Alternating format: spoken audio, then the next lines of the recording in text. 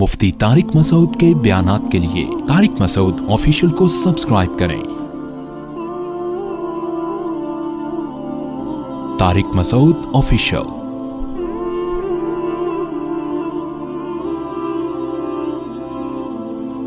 اصل ولی وہ ہے جو اپنی رضا کو اللہ کی رضا میں فنا کر دے۔ سمجھ رہے ہیں؟ جو مانگو وہ جو آپ کی چاہت ہے، لیکن جو ہو رہا ہے اس پہ راضی رہو۔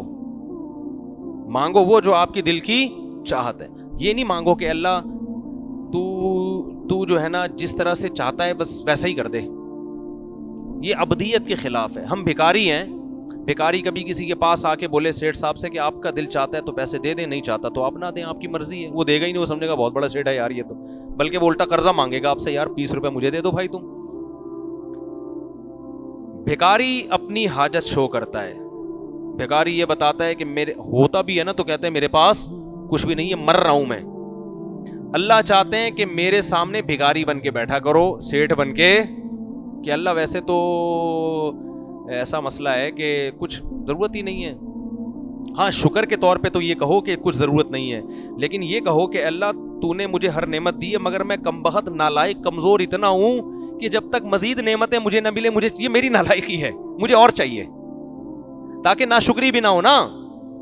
اے اللہ تو نے مجھے بہت نوازا ہے، تیری نعمتوں کے سمندر میں ڈوبا ہوا ہوں، مگر ہوں بھکاری تیرے در کا، مستغنی نہیں ہوں، مجھے اور چاہیے، کیونکہ میں بڑا نالائق ہوں، میں تھوڑی سی بھی ٹینشن میں مجھ سے برداشت بولو نہیں ہوتی، ساری چاہتیں دے دے بس تو۔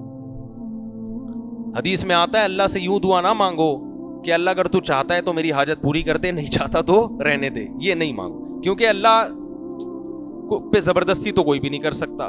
تو ہم نے تو بھکاری بن کے اللہ کو دکھانا ہے کہ اللہ میری تو کام تو نے کرنا ہے۔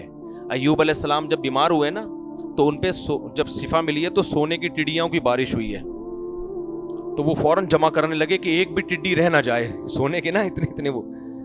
تو اللہ نے کہا کہ اے ایوب تو پیغمبر ہے، میں نے تجھے اس سے مستغنی کیا، تجھے مال دیا، تو ایک بھی نہیں چھوڑ رہا۔ تو ایوب علیہ السلام نے کہا اللہ میں تیری رحمت سے مستغنی بولو نہیں، بہت دیا ہے لیکن اگر تو مزید دے رہا ہے تو اور چاہیے۔ یہ ایسا ہی ہے جیسے آپ کے کوئی بڑے ہوں اور وہ آپ کو ہدیے میں 5000 گفٹ کریں، آپ کہیں یار میری تنخواہ 50,000 ہے، یہ 5000 رکھو، مجھے ان ٹکڑوں کی ضرورت نہیں ہے، اس کو غصہ آئے گا نا؟ وہ تو بھائی 5000 کیا 5 روپے بھی دے رہا ہے، آپ ایسے دونوں ہاتھوں سے لوگے، تمیز سے آنکھوں پہ لگاؤ گے، حضرت بہت نوازی، بڑی قیمتی چیز ہے، ایسے کہو گے نا۔ تو ایوب علیہ السلام پہ سونے کی ٹڈیوں کی بارش ہوئی، ایوب علیہ السلام نے ایک بھی نہیں چھوڑی، صحیح ہے نا، ایک بھی نہیں چھوڑی۔ موسیٰ علیہ السلام نے جب دونوں لڑکیوں کو پانی پلایا نا کنویں پہ، تو پانی پلانے سے تو نیت اللہ کی رضا تھی، کوئی مفاد بولو نہیں تھا، لیکن دل میں ایک بات پیدا ہوئی کہ بھئی میں مسافر ہوں، نہ میرے کھانے کا انتظام، نہ پینے کا انتظام، نہ کوئی ٹھکانہ، تو شاید ہی اپنے ابا کو جا کے کہیں کہ ایک بندے نے ہماری خدمت کی ہے، شاید وہ کچھ پیسے دے دے مجھے، شاید وہ کچھ کھانا وانا کھلا دیں۔ تو ان سے تو نہیں کہا، مخلوق کے سامنے ہاتھ نہیں پھیلایا، کیونکہ پھر یہ خدمت نہیں ہوئی نا، یہ تو مفاد ہو گئے۔ دل میں جب خیال آیا تو اللہ سے کیا کہا کہ اللہ ان سے امیدیں نہیں ہیں مگر تجھ سے امیدیں ہیں، اور اگر ان کے دل میں کوئی ایسی بات آتی اور مجھے کچھ اجرت مل جائے تو میں تیری رحمت سے مستغنی نہیں ہوں۔ ربی انی لما انزلت الی من خیر فقیر، درخت کے نیچے کھڑے ہو کر دعا مانگ رہے ہیں، اللہ اگر تو نے میرے ساتھ کسی بھلائی کا ارادہ کیا ہے تو یہ آپشن ضائع نہ ہونے دینا، کر لے وہ بھلائی، میں فقیر ہوں، محتاج ہوں۔ یہ نہیں کہہ رہے کہ اللہ میں نے تو ان کو پلایا پانی تیری رضا کے لیے، اب ایسا نہ ہو کہ ان کے دل میں پیسے ویسے دینے کی بات آ جائے اور یہ مجھے گھر لے جائے اور ٹھکانہ مل جائے، یہ میں تو ایسے ہی زندگی گزاروں گا ننگے پاؤں اور تھکا ہوا، اور ایسے ہی میں عادی ان چیزوں کا، تو مجھے اور آزما، میں دیکھ میں ابھی مزید بھوکا رہ کے دکھاؤں گا، 6 دن اور بھوکا رہ کے دکھاؤں گا تیرے لیے۔ یہ اسٹائل اللہ کو پسند بولتے کیوں نہیں ہے، تواضع پسند ہے۔ اللہ مخلوق کے سامنے نہیں مگر تیرا محتاج۔ اللہ کو آپ کی یہ ادا اتنی پسند آئی، اللہ نے کہا موسیٰ صرف روٹی پانی کا انتظام نہیں ہوگا، شادی کا انتظام کرا دوں گا میں تیری، صحیح ہے نا، کیونکہ اجنبی آدمی کو بیوی بھی تو چاہیے نا ایسے علاقے میں۔ اللہ نے ایسے خاندانی جگہوں پہ حضرت موسیٰ کی شادی کرا دی اور پوری پراپر جاب کا انتظام ہو گیا، بکریاں چراؤ یہیں کھانا پینا آپ کا، 10 سال کے بعد بیوی کو لے کے جانا، فرعون بھول بھلैاں ہو چکا ہوگا, وہ اللہ نے پھر جاتے ہی فرعون کے پاس ہی بھیج دیا ڈائریکٹ, ٹھیک ہے نا. تو مستغنی نہیں ہونا ہے, سمجھ رہے ہو, اللہ سے کیا کرنا ہے, بھکاری بن کے مانگنا ہے. تو اللہ تیری نعمتیں بہت ہیں مگر اور چاہیے. تو کیا بات چل رہی تھی, ہاں لیکن جو مقدر میں ہو اس پہ راضی رہنا ہے. مل جائیں نعمتیں ٹھیک ہے, نہیں ملیں بھائی اللہ کی یہی مرضی ہے. تو اللہ کی یہ چاہت ہے, اللہ کی یہ خواہش ہے کہ میرے در کے بھکاری بن کے. دیکھو جلدی افطار کا حکم کیوں ہے ہمیں پتہ ہے, اللہ کی خاطر ہم بھوکے پیاسے رہتے ہیں. غروب آفتاب کے بعد اللہ کی طرف سے اب بھوکا پیاسا رہنے کا حکم نہیں ہے. اب افطار میں جلدی کا حکم کیوں ہے؟ اب فنٹر مت بنو کہ اللہ تو نے حکم دیا تھا 14 گھنٹے کے روزے کا, تو کیا سمجھتا ہے ایسے 14 میں تو 18 کا رکھ کے دکھاؤں گا. سورج غروب ہو گیا, سائرن بج رہا ہے, اب میں 4 گھنٹے اور بھوکا رہوں گا. یہ عبدیت کے خلاف, یہ غلاموں کا یہ کام نہیں ہوتا, بھکاریوں کا یہ کام نہیں ہوتا. بھکاری کیا کرے گا, پہلے سے پکوڑے بنانا شروع کر دے گا وہ, ٹھیک ہے نا. بیوی سے اثر کے بعد اس کو ٹینشن دینا شروع کر دے گا, بیگم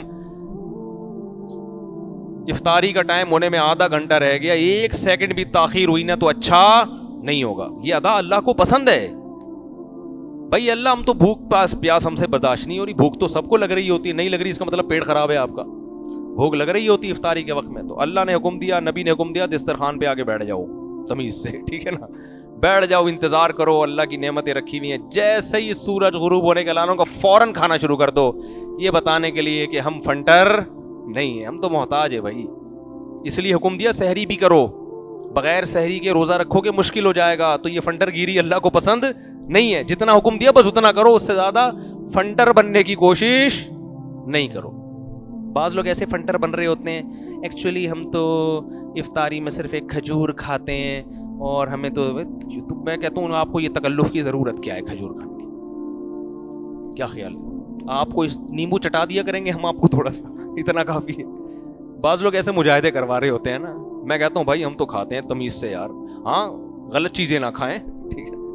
مزہ آتا ہے خدا کی قسم, ہر لقمے پہ مزہ آتا ہے, ایسا رگیں تر ہوتی ہیں. ہمارے نبی کیا دعا مانگتے تھے افطاری کے بعد, ذهب الظما, پیاس چلی گئی, وابتلت العروق, رگیں تر ہو گئیں, یہ مزے الگ, وثبت الاجر انشاء اللہ, اور اللہ نے چاہا تو روزے کا اجر بھی اعمال میں لکھ دیا گیا.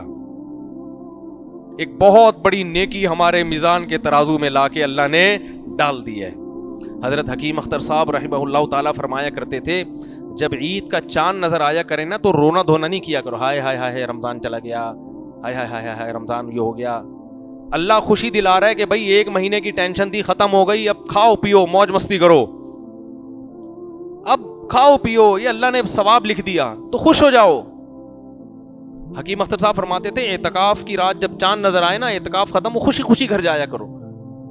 بہت فنٹر بن رہے ہوتے ہیں. ایک صاحب مجھے کہنے لگے 1 روزہ کھا گئے وہ, میں نے کہا رکھ لے تو بھائی 1 روزہ اگر کھا گئے تو کل رکھ لے دوبارہ, تجھے کس نے منع کیا؟ عید کے بعد ایک رکھ لینا, نہ رکھ رہا ہے بس ایسی بات. چاند نظر آئے بھائی خوشی. ہاں ایک رمضان سے ایک محبت ہو جاتی ہے, اس کی وجہ سے اگر لاشعوری طور پہ رونا آ رہا ہے وہ تو اچھی بات ہے, وہ تو ایمان کی علامت. لیکن بیٹھ کے پروگرام ہو رہا ہوتا ہے بعض لوگوں کا رونے کا, ہائے یہ کیا ڈائلاگ چل رہے ہوتے ہیں, تو ہائے ہوئے کرنے کی ضرورت نہیں ہے. خوشی کا دن ہے بھائی, خوشی مناؤ. جب اللہ نے کہا روزہ رکھو, دیکھو کیسی تراویح شارٹ ہوتی ہے نا. اگر چاند کا اعلان نہیں ہوا اور 10 رکعت تراویح پڑھ چکے تھے آپ, 12 رکعت پڑھ چکے تھے, جیسے ہی اعلان ہوا 13ویں رکعت کی امام کو اجازت نہیں ہے کہ بھائی جو مجاہدہ تھا اللہ کی طرف سے کیا ہو گیا, ختم. ہمارے والد صاحب بتاتے تھے ایوب خان کے دور میں, یہ ہلال کمیٹی نہیں تھی نا صدر ایوب خان کے دور میں, تو چاند کا بڑے گھپلے ہوتے تھے. ایک دن عید کے دن اعلان ہوا ہے کہ آج عید ہے, یعنی 30واں روزہ رکھا ہوا تھا, 11 بجے اعلان ہوا کہ چاند نظر آ گیا تھا رات, تو سب نے فوراً 11 بجے روزہ توڑا ہے. کیوں توڑا بھائی؟ علماء نے کہا روزہ رکھنا کیا ہے, حرام. کیوں توڑا؟ اس لیے کہ آج اگر روزہ رکھا تو اللہ نے تو روزے ختم کر دیا, آپ اللہ سے آگے نکلنے کی کوشش کر رہے ہو. اسی وجہ سے عید کا روزہ کیا ہے, حرام ہے. اور ہمارے نبی عید کے دن عید الفطر میں صبح کھا کے آیا کرتے تھے, حالانکہ آپ ناشتہ نہیں کرتے, لیکن عید کے دن پہلے کھاتے تھے, یہ بتانے کے لیے کہ آج ہمارا روزہ نہیں ہے, ہم پہلے کھائیں گے. بقرعید میں پہلے کھانا سنت نہیں ہے. اب فرق کیا، عید دونوں عیدیں ہیں بھائی. یہاں روزے ختم ہوئے ہیں یہ بتانے کے لیے کہ آج ہم صبح بھوکے نہیں ہوں گے، پہلے کھائیں گے بعد میں نماز پڑھیں گے. اور بقرعید میں ایسی کوئی حکمت نہیں ہے، کھاتے ہی آ رہے ہیں.